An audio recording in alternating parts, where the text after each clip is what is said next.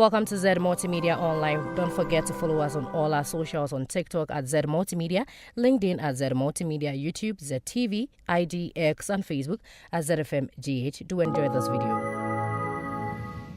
Very important. I mean, we're asking a very simple but important question. Are businesses truly using data to grow, or are we still relying on guesswork? Now, we live in a world where every click, every purchase, and every interaction leaves a trail. Data has become one of the most important tools in marketing. But having data is one thing, and knowing what to do with it is another. And so this morning, we're exploring how businesses in Ghana can move from instinct to insight, and from effort to effectiveness. And that is what we're talking about. My guest is David Mawunya. I hope I got that. Yes, David Kwesi Mawunya. He is a marketing manager at ANC More, and he joins me in studio for this conversation this morning. Dave, good morning. Morning. Good morning. Good to see you. Good to see you again. Yeah, I Good hope to all be is back well. here again. Yes. All Yeah. is well by God's Yeah. grace. We thank God. Yeah. Great. Good to have you. Thank you. We're talking about data-driven marketing. Marketing using data and the role of data in marketing, really. But first of all, let's start from basic stuff. When we say data-driven marketing, what are we talking about? So data-driven marketing is simply just it is what we define as taking marketing decisions based on insights.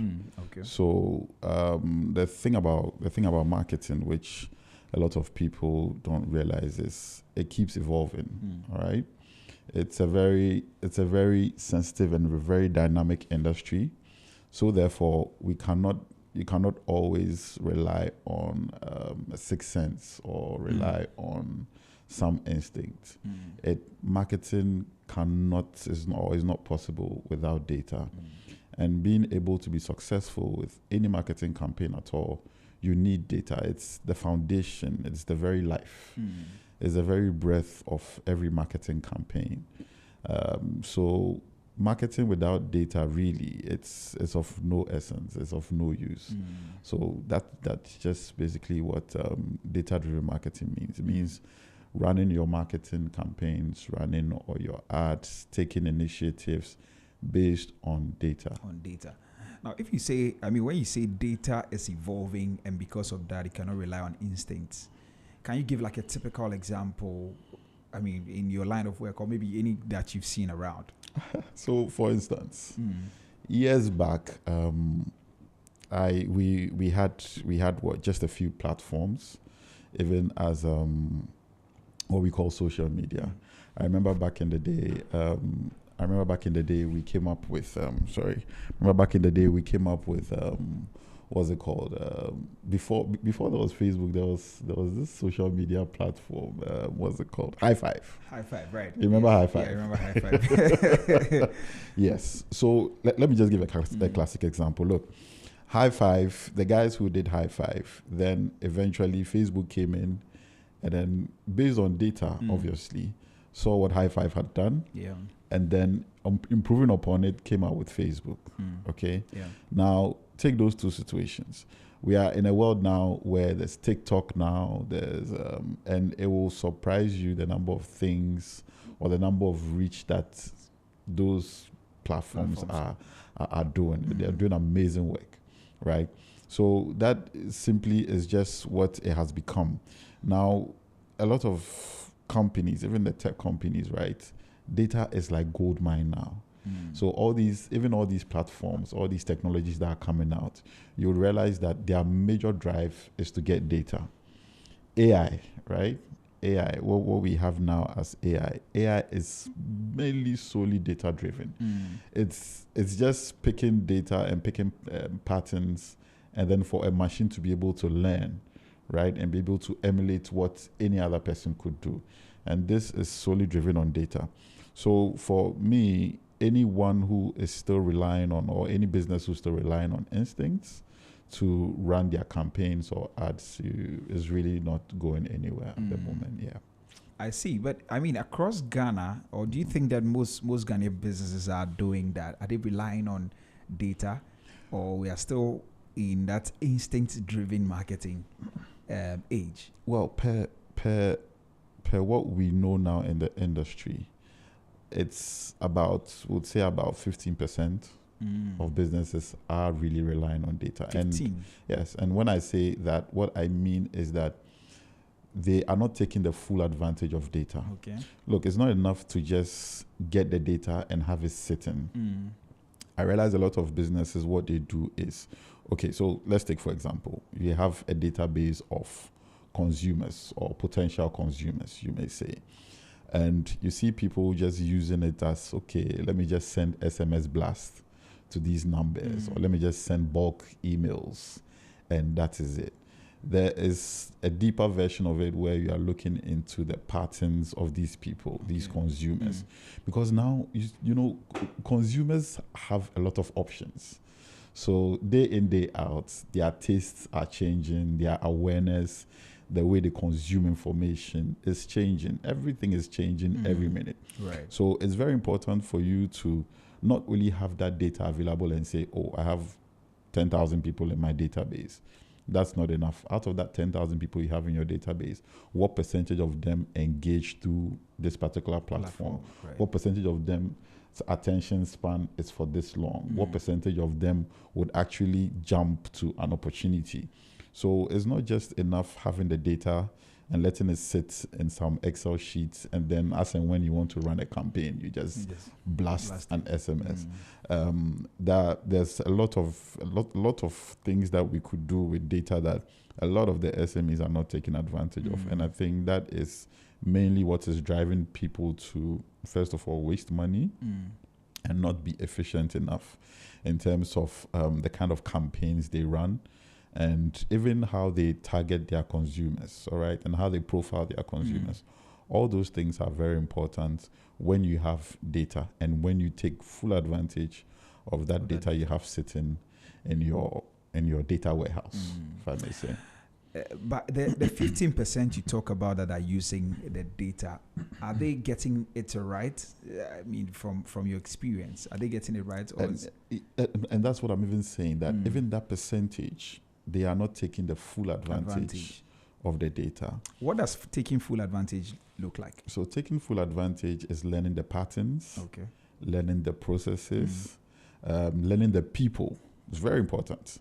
So it will be good for you to study from time to time how people evolve in terms of their tastes. Okay. What used to work 5 years ago or 2 years ago definitely will not work now. Reach. How do you reach people? What's the fastest medium, right? What gets people's attention? It will surprise you to know that even these days, you realize that even these days, our old folks, you realize they are posting TikTok videos, right, on their status. They are doing all these things. So one may sit back and say, look, the old people are traditional people, right? So they may not necessarily consume information online, but it might surprise you to know the number of people that you are missing out on when you don't try and reach them through that. I'll take myself as an example. I have been there. My mom has sent me some things on TikTok, and I'm too. And I'm even surprised, right? They will tell you, "Oh, I saw this thing on TikTok. I saw this thing on Facebook. I saw this thing here. I saw this thing here." So really, this tells you that you can no longer rely on the old as we know it, or the instincts, or that myth of, look, the old folks, they don't consume technology. The old folks are not like this. Again, back to my mom is calling me from wherever to come to her house and update an app for her because she wants to be current, right? She still wants to be there. So for me, it's just still really and there's no ruling out on any consumer. Every consumer has some kind of feedback to give. And that is the data that you need to rely on to be able to couch your campaigns and your ads and all your marketing projects. I see. So, I mean, your example that you gave is tailored towards the older folks. Are there certain things that we used to rely on instincts when it comes to young people that today has changed? And it might cut across maybe their demographics or stuff like that. Any of those things that you want to share? Yes. So even the young folks now, like I said again, you don't even have to move to a shop if you want to buy something, right? You're sitting in the comfort of your home and deals are being thrown at you, offers are being thrown at you. This is what it has become now. People have options. Even the young demographic of today, let me just try and limit the conversation to that. We have options. We are able to decipher. All right. We have wider networks. We call people. We look for recommendations, right? People are online all the time. They need something. They just go on Google. Hey, how can I find this? Or they go on Instagram and they just type in a keyword. All these things are really driven by data. And as a business, you can only be successful when you keep evolving in that space of taking data. All right. What this consumer like today, by next week, he may not like that same thing. He may be looking for another option, or he may be looking for a better value.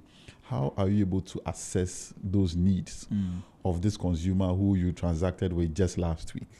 How do you know that he's still interested in this product as at this week, right?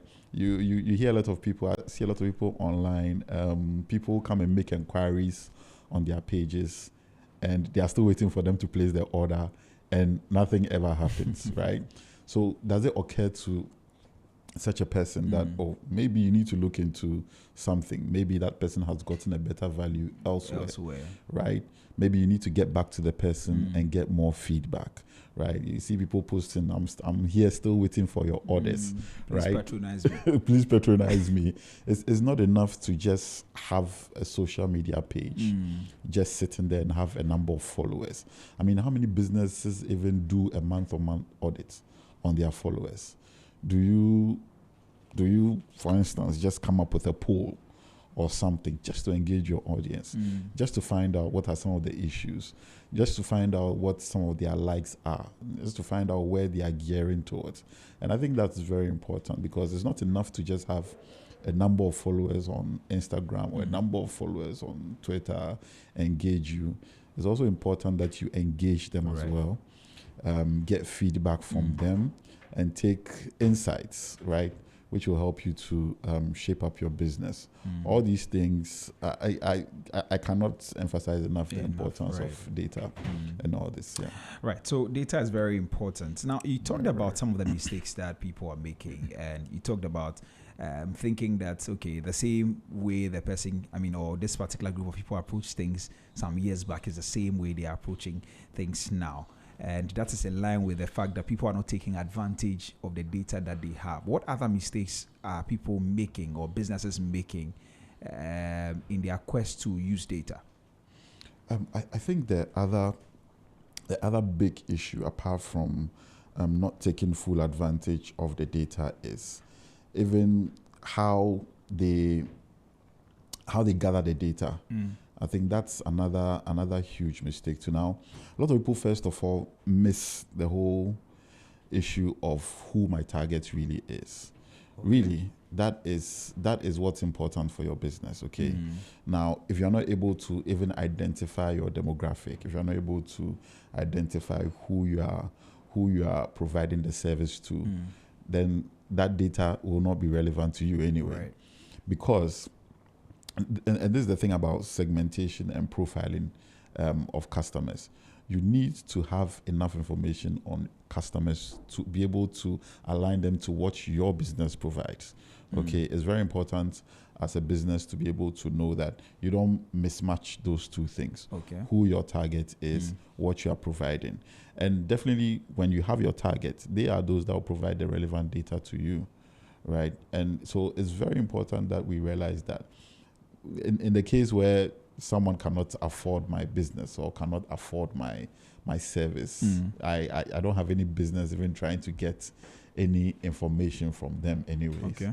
So it's very important for us to do a lot of profiling. I think that's that's the biggest mistake that a lot of businesses do, to profile the customers. Let's stay on that for a few minutes. So how often should a business be profiling? Is this something that you do once and then you watch things play out, or you do? So I think as a business, ideally, you should be profiling your customers at least after every 3 months. Is very ideal for you to profile and reprofile. Let me put it that way. because again, like I said, customers' tastes might change. They might have recommendations from other places. They may have been visiting other platforms. They may have seen better offers. So it's very important to sort of get in there and, do your profiling, reprofiling. I think 90 days is enough time, especially if you have engaged with the customer for more than once or twice. I think it makes sense to keep on going back and doing that and do that profiling. It's very important also that after every purchase or after every transaction with the customer, be it service or product, you try and get feedback. That also helps you to sort of create an engagement pool or a channel where you can always, have some sort of interaction with the customer, which is very good. So for me, I think, and it's something that you could decide to even do more often than not, especially when you know the kind of customer that you're dealing with, or when you know that your product is a mass product or a mass service. It's very important for you to do more frequent profiling just to make sure that you are retaining that customer. And all that, again, your aim should be getting the relevant data. The right data from the right customer is what will help your business grow. I see, right. So you talked about profiling. You were about to talk about other mistakes. Yes. So profiling, and then also, like I mentioned, just having the data in a storehouse is actually the other big mistake that we do. Now, there's also the need for you to be able to segment that data, right? Create pools that make, so when I say pools, I mean create sections of that data that makes it easy for you to break down, right? It will not make sense for you to take some data of someone who really is not, or have the data sitting there in a larger category when you can break them down in order to, sort of segregate and know what exactly you are going to achieve from that research. Is also very important, because the other thing I realize about Ghanaians in general is Ghanaians don't like questionnaires. They don't like filling a lot of questionnaires and you give them a form and everything. So it's important that as a business owner or as an SME who's looking to mine data, you go to, you make them as easy as possible for people to just jump along. It to surprise you too that just observing, sometimes you don't even need to go the formal way. Just making observations and just having an informal conversation with your targets could also give you that. And I think the other thing too that we haven't really done as a society is actually to buy data. I think a lot of people don't invest in buying data, which is very important. What do they do in place of that? They try to get their own data from scratch? Try to get their own data from scratch. And for that as well, you may need some kind of, depending on what you're into, you may need some kind of professional service. So I think it's important to invest in data. Then the other thing too that Sorry, all the things you've mentioned so far, I know you want to talk about one more, but I want to just chip in this question. So do you see that amongst big businesses or SMEs, or like what are the I think this segment is this particular is for SMEs actually. I think SMEs don't really invest in buying data or invest in data per se. We understand that as a small business, you want to go with your instincts. You want to save as much as you can. But it's very important to also invest in data. It doesn't necessarily mean go and buy all the data in the world or buy the big data. You could start from segments, you could talk to people, you could get research companies, you know. So there are many ways we can look at this. And I think the other thing too that businesses need to be conscious of, which also then goes back to the consumer. Look, everyone in releasing data is concerned about one thing: protection. All right? Yeah. Okay, so I'm giving you my data. I'm giving you some relevant information. How do I know that I'm protected? And I think that is also one mistake that a lot of companies don't do. You find, sometimes you find that your you just start receiving strange SMS from numbers you don't even recognize. Yeah. Right. And so it becomes very hard for consumers to also open up and provide whatever information that SMEs may need to better cater to them. I think in a few cases where then you're able to trust the brand you are dealing with. But all in all, data protection is also something that businesses need to invest in. Once you are going out for data, you are going to get consumers' insights, especially when it's sensitive information. You need to assure them that, look, your data is safe, it's protected with us. Yeah. I see. But at what point should a business move away from the guesswork, to what we are talking about, to actually get into data? I think even before a business starts, it shouldn't be based on guesswork. but what so we from see, the very beginning, you need data. You cannot start a business without analyzing what your projections would be, what your what the environment or what the conditions require from you. So I think even before a business starts, you need that data. What kind of data does a business need at the beginning? So in the beginning, of course, you need data on your customers. Look, first of all, is your service required? Will people come for it? Will people buy it? First of all, no, we leave it to God. Nobody knows tomorrow. People start businesses, and it's like, okay, I had a dream, which is all fine and good. Yeah. But it's very important for you to gain some direction, and you can only gain that direction through data. So you need to do research. You need to find out in your industry who are your competitors, right? Who are you going against? Yeah. And even a lot of businesses miss out on who they are even serving, right? And they start out the businesses and they totally miss who their target market is. And that is the first downfall of every business. Once you miss your target markets, once you don't know the market you are serving, then you're not in business. So I think even before you start a business, you need to have that mindset of starting it based on the data that you've collected. Otherwise, then it doesn't make sense to even start at all. So it's important for us to start the business based on data that we've collected, projections. What do the clients need? Okay. Right? Am I able to provide that service? Can I start small? Can I start big? Who are my competitors? What are some of the factors that are going to go against me? What are some of the government policies that I can take advantage of? Or what kind of policies would not favor me? So it's important for businesses that even before you start, you need data. So needless to say, even after you started, you need data to keep it to sustain it. Right. Yeah. So as you even run a business, you need to be getting some data to support the decisions that you make. All right. So just hold on for me. Let me announce the phone lines in case anybody wants to join the conversation. You are free to join us if you want to drop a comment, you want to ask a question, or you want to contribute to the conversation we're having this morning. This morning we're talking, if you just joined, we're talking about the importance of data in marketing strategies. And we're talking with David Kwesi Mawunya. He's a marketing manager at ANC Mall, and he's in studio with me having this conversation. Feel free to send me your WhatsApp messages on 0544321019, 0544321019, or you can also call me on that number or call me on 03039566641, 03039566641. And I'll give you the opportunity to share your thoughts with us this morning. If you have questions, feel free.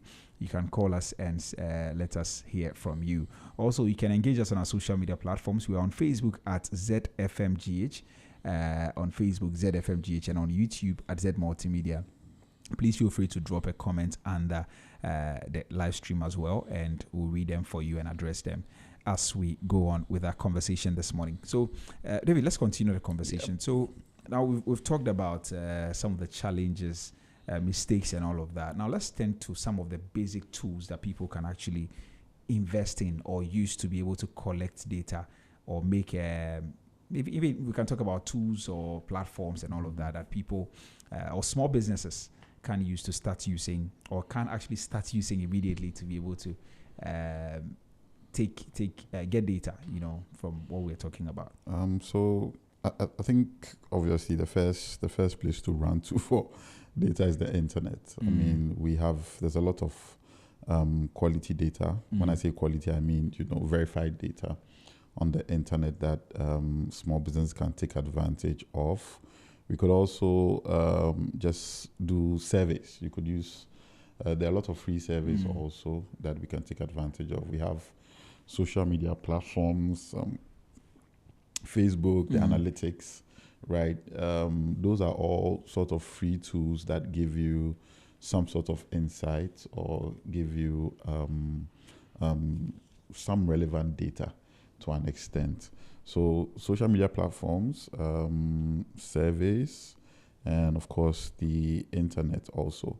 And then also you could just, talk to people who are already in the field, the industry, those that have the experience. I think it's important too that you sort of eat from their brains, what they know along the years, what they can also tell you, right, is very important. Some to like to invest in focus group discussions.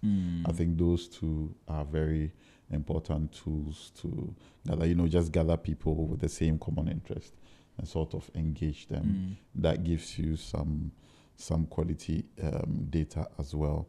And then also, I think basically the surveys and online verified information. And there are some government agencies actually who have relevant data. It might surprise you to know. When you go to the Office of the Registrar General, they do have some data that you can take advantage of. There are business associations that are, that have businesses registered under them. They also have a lot of data. And I'm sure a lot of people who are into technology as well, if given the right frameworks, they can also help support small businesses with data. So yeah, I think those are some of the tools that every small business can really take advantage of. Right. But can a business, actually, in real practical terms, okay, no, let me just ask it this way. So for somebody who is not tech savvy, because some of the things that you're saying for people that are tech savvy, somebody who has started a small business, they don't really know a lot of things. What do they do? Yeah, so like I'm saying, I think some of the surveys, and survey doesn't have to be formal per se. Okay. For anyone who's also in the informal sector, you can just do a simple survey by just interacting with people and talking with people and just trying to engage them. So you could do surveys, you could do focus group discussions, like I said, and because those ones, they are not really formal ways of getting data. So focus group discussions, surveys, informal conversations, just to be able to draw out the piece of data that you need from people. And it is drawing out data also, like I say, is as important as how you collect the data, how you turn it into something that benefits you. Because the other thing about data is people just collect data. There's a need for you to be able to tally all the data, right, so that it makes sense for you as a business person. So it's one thing that we also need to be very watchful of as SMEs and as small businesses. Right. You didn't talk about social media insights. I know you were saving that for later. We can talk about the likes, comments, and all of those things. How can you use that data to make right decisions? I think in today's social media world, you realize that, and I see this happening a lot. People actually sometimes sort of buy platforms from other people, or buy pages from other people, accounts from other people, and they say, "Oh, okay, I have this number of followers, and these people engage." Some people even go to the extent of, when they're running campaigns, right? They go to the extent of getting serial people to engage and like and comment on certain posts, right? Now, for those comments and those likes, it's very important for us. And again, this goes back to the conversation of demographic. All right. First of all, these people you are dealing with, do they really fall within your customer base, or do they really fall within the people that you are serving? And I think that is where you also need to be able to draw the line.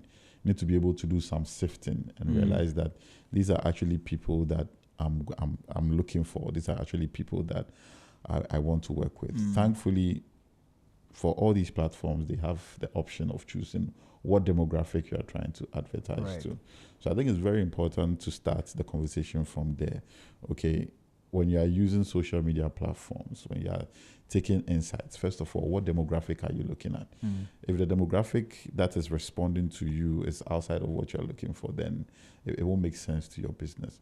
So you need to be able to sort of alienate that demographic from the general demographic, from the demographic that actually benefits your business. Now, even when you do that separation, that general demographic could also be a potential customer for you. So it's important. That's why I'm saying it's important for you to segment all these things. Okay, who are you readily serving? Who is priority right now for you? Who are you looking at long-term relationships with? Who do you want to retain? All those things are possible when you are able to go through the right data streams and sort of segment your data so it makes sense to your business. So I was asking about the likes and the comments and the shares and how that can be used to make real business decisions. I don't know if you can run us through. So likes, comments, and shares, I think, at least that goes into some form of engagement. So you would want to maybe pick up the conversation from there. Someone is sharing your things online. They probably like what you do, or they probably are looking to do some sort of recommendation to other people. So then that person automatically becomes part of your people that you'd want to advertise to. Is either they are buying from you, or they are being what we call brand ambassador without appointment. They are deciding to just share for you because they like your product. So I think that also is very encouraging for businesses. Look, it's satisfying to know that, okay, at least when you post something, people are interested to engage, people want to know more, and that becomes an opportunity for you to then sell more. That also gives you because based on the pattern, that also gives you, the business, an idea of who and how they respond to the things that you post. Okay, so that there's someone who would even maybe like and later come back to come and purchase or to patronize from you. But the most important thing is you wouldn't want to do away with all those people. You'd still want to keep them in a place, in a data warehouse or whatever it is. But it's important to always segment that data and then, sort of draw it out later for your benefit. I believe that it's not enough to just click on the likes, but it should be able to generate something. It should be able to generate something. Marketing goes together with sales. Once you market, you want to generate revenue and make sales. That's the whole point. So people can take advantage of the likes to engage further, to get more feedback, improve value addition services that they have to offer. So those are some of the key points that as SMEs and small businesses we should be looking at.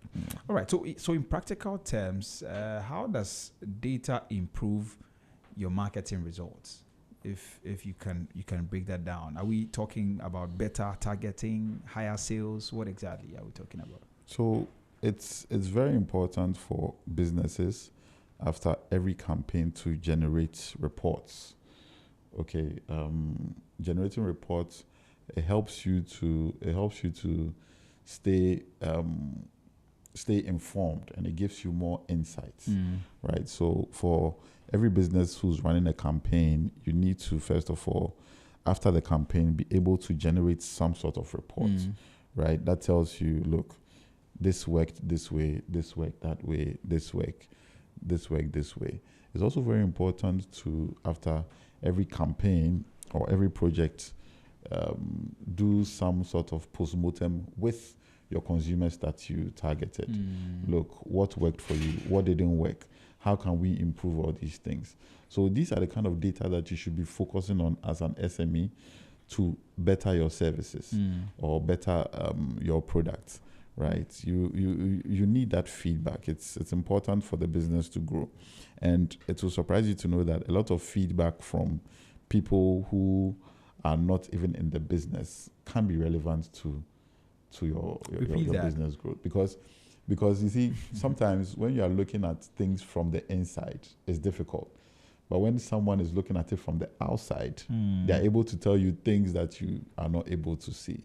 Okay. So customer feedback is very important. And even for small businesses, focusing on only your customer feedback could be beneficial, but that will also not be taking full advantage of the opportunities you have with potential customers. So it's important for you to look at, both within and without, if I may put it that way. So look at it from within the business and then also from outside the business. How are people seeing it? What are people's reaction? Your potential customers, how can you grab them? It's very important for you after every campaign to be able to evaluate and know what worked, what didn't work.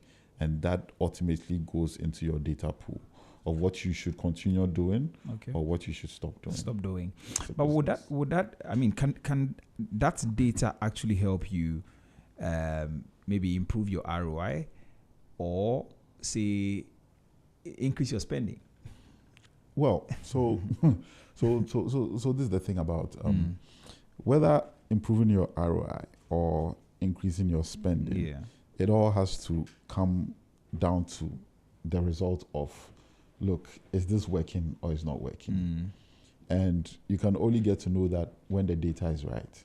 So for me, increased spending, yes, it has to obviously come with, because you cannot increase your spending when you're not going to get your returns. So all these things are able to guide you. And it's an important issue you've brought up, actually. So some of this data even gives you information on whether you are spending less on marketing or you are spending more. Should you be spending more or should you be spending less? Are you doing too much or are you doing too little? All these things are very important. And for us in marketing as well, returns for us doesn't have to be immediate. All right? You look at building brands. So you're looking at long term. You're looking at, sometimes you have to compromise. Sometimes you have to lose.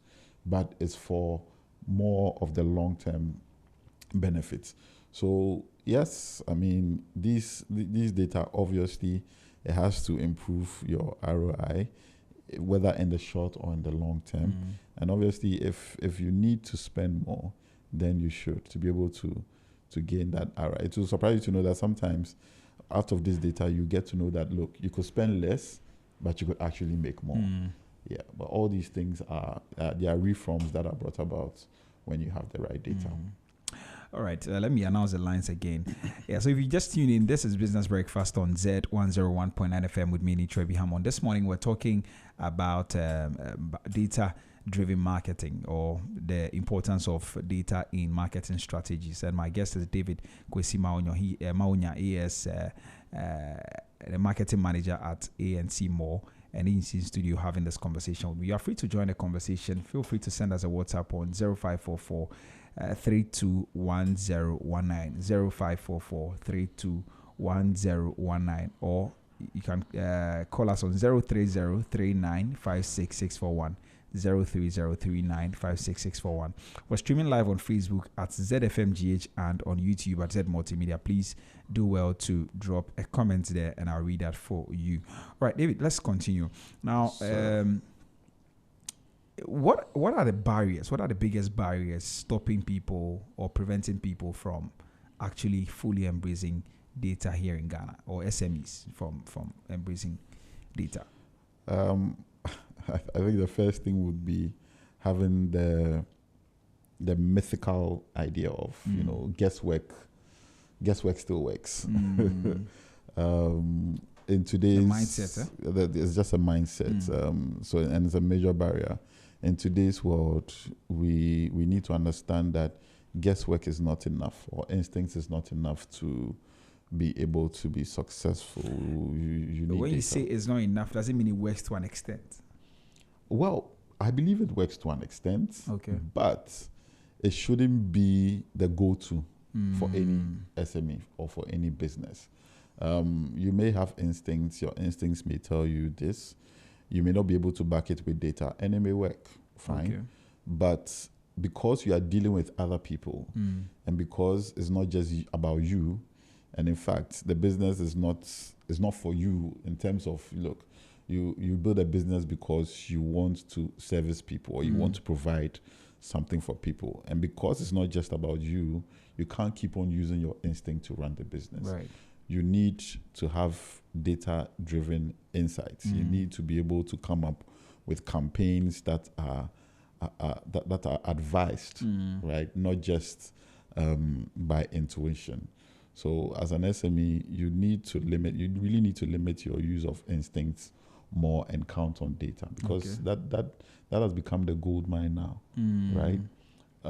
All these e-commerce websites that are coming up, it's not really about what they are selling. It's about data. It's about getting people's information. It's about studying trends and patterns, which now all these technology companies are adopting to develop what we call AI and all these new technologies that are coming up. So the number one barrier is the mindset. Of I can run the business with instincts. Number two is also obviously people not knowing where to get data from or how to get data. Like I said, there are a lot of agencies in this country who have data sitting in their office, and you can, when you reach out to them, I believe that they should be able to help give you. There are a lot of business associations that are in this country that can give you data, the relevant data you need. So that also is a barrier. People not knowing where to get the right data from, or not knowing how to access the data. That's a major barrier. And then also, financial. Data has become expensive. It has become expensive now. So if you want to invest, at least you should be able to be ready to give out that much to be able to get data. So for me, again, those are the three things that would probably stop people or prevent people from getting the relevant data they need for their businesses. In terms of solutions, so for the mindset, what kind of mindset does a business leader or business person have to be able to, to take advantage of data? So as a business leader, first of all, you need to understand, again, that the business is not about just you. You are serving people who have different needs. You are serving people who have different ways of engagement. So once your customer is first, you want to know everything about your customer, right? Yeah. If I wanted to bring you something new, I wouldn't just get up out of the blue and then just bring it. I'll probably try and talk to your colleagues, or I'll go on your Facebook page. I'll try and find out, what does Nii like? What are some of his interests and all that. So and that I won't get with intuition, or I won't get with guesswork. Guesswork, right? Right. I need to see evidence. I need to follow your pattern. I need to, look at certain things that you are interested in, and those are some of the things that those are some of the mindsets that business owners need to shift from. That the customer is first, and if the customer is first, it's not just about the customer is first, as in you want to just satisfy the customer and then that is it. But it's important to have that relevant for me, so that you can add value to whatever it is that you are giving to the customer. Right. So that's very important for business owners to know. Customers first. Customers should be your priority, and then that will help shape your business. All right. Okay, David, I think we should be wrapping up by now. Our time is almost up. I think we had a good conversation. As we try to wrap up, how do you see data changing or shaping marketing in Ghana, maybe over say the next 3 to 5 years? I think so. I was very excited last week to hear that the government had launched their AI policy strategy. I'm looking into it in terms of how it's going to benefit the marketing industry. But I foresee a good future for marketing. I foresee a lot of people now being able to even pursue their own campaigns when it comes to driving awareness and everything. I see data becoming more and more relevant. I see it becoming more and more relevant because like I said again, the world is evolving really fast, and with the growth of AI now, AI is growing at a pace that, I mean, it's unbelievable. So I see data becoming more and more relevant. It's good for SMEs and businesses to jump on that bandwagon now and make sure that they are well aligned, they are well prepared to be able to utilize data to better their services or their business. So data will be relevant today, tomorrow, 10 years to come. It will become more and more relevant. Will businesses that ignore data today be able to compete? I would say a flat no. No, businesses that will ignore data will not be able to compete. I'm telling you. No matter how good they are, or no matter how well they do whatever it is they do, without data, you'll be missing a lot. And I'm talking, look, these days we say customers are not even loyal anymore, right? Yeah, they are not loyal. What does the new business owner know that you, the old business owner, that you've had this customer for years, now the new business comes and they take them from you? What do they know that you don't know, right? It's all about data. You need to constantly evolve because the consumer's choices and interests is also evolving. Right. Their options are evolving. All right. So you need to stay on that track. In fact, you need to be ahead of the customer. And it's only by data. It's only by data. Data helps you to predict the trend, right? At least to an extent. So when you're able to predict based on data, then you're able to provide that value that the customer will need, right? That value that the customer wants. And that is the game changer for every business. To stay afloat, you need data. Thank you very much, David, for coming. Really grateful for your time and all the insights you shared with us this morning. All right. Do enjoy the rest of your day. You too. Okay. Thank you. All right. So that was David Mawunya. David Kwesi Mawunya. He is the marketing manager at ANC Mall, and he joined us this morning for this conversation. We've been talking about data-driven marketing, or the role of data in marketing. And I mean, one thing is clear, that you cannot do business, or you cannot stay in business in the next few years if you ignore data. And so I just want to implore all of you, if you are listening to us this morning, you're a marketing person, you know anybody who's into business that needs this kind of knowledge, feel free to get them to visit our social media platforms. This video will be on our Facebook and also on our YouTube. On YouTube, we're at Z Multimedia, and on Facebook at ZFMGH. Very insightful conversation that will help your business go forward. Like I always say, we are very much interested in your business here, and that is why we bring you conversations like this. So keep listening to Z 101.9 FM. But that's how we wrap up today here. We are back again tomorrow. Tomorrow, we have a very, very interesting conversation also coming up for you. Now, we're talking about the peak hour pricing. Yes, I think we had a conversation briefly on that last week, and we decided to extend the conversation. So tomorrow we're having that conversation. Make sure you tune in at exactly 6:15 a.m. till 9:55, and I'm sure you'll get to hear a lot of things along those lines. But that will be all for today. My name is Nitrebi Hammond. Please keep listening to Z 101.9 FM. And when you think Ghana, think Z. I'll see you tomorrow. Up next is The Brighter Side with Jeremy Okorie Amwako. Please stay tuned. Thank you for watching. Don't forget to like, comment, and share. And also do follow us on all our socials. On TikTok at Z Multimedia, LinkedIn at Z Multimedia, YouTube at ZTV, IDX, and Facebook at ZFMGH.